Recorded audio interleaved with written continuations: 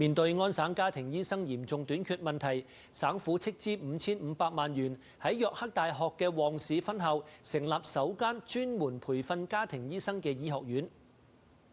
As our government takes steps to connect everyone in Ontario to excellent care close to home, training more highly skilled family doctors is critical to that effort. This medical school will train more doctors who are from Ontario and who will practice in Ontario. Today is a real celebration of our momentum towards welcoming our first medical students in 2028, and it is a testament also to what we can accomplish when we work together across sectors to tackle the biggest problems.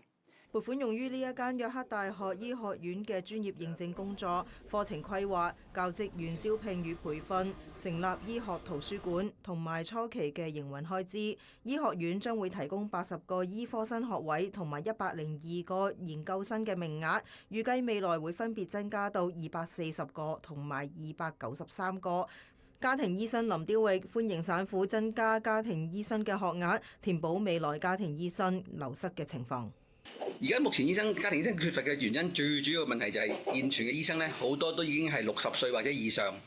甚至乎70歲以上都有好多會喺未來嘅5至10年咧會退休。我哋估計咧喺未來5至10年咧，最少有30%嘅醫生會退休，家庭醫生。林雕域形容家庭醫生工作繁瑣，亦係病人跟進治療嘅門檻。然而，本省嘅家庭醫生收入唔及專科醫生，同埋制度令到佢哋嘅工作繁重等因素，省府必須正視系統上嘅問題。咁同埋咧，而家好多嘅家庭醫生咧都做得比較少，佢哋唔會做全職嘅，好少都會做唔會話一個禮拜做5、6日咁多，亦都唔會做全日。咁變咗咧，就算有醫生出嚟做家庭醫生咧，佢哋做嗰個時間咧都唔會 cover 得好多嘅時間出嚟。變咗咧就係第一，又已經好多醫生唔肯去做家庭醫生，去做專科醫生嘅培訓，或者甚至無學你話齋去咗第二個省或者去咗美國度做醫生。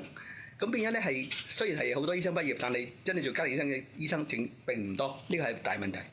林醫生話：省府近年除咗提升家庭醫生工資，亦都採用中央轉介醫療服務系統等，減少家庭醫生嘅工作負擔。佢相信呢個對吸引更多嘅年輕醫生成為全職家庭醫生將會有所幫助。Omni News 記者林月燕報導。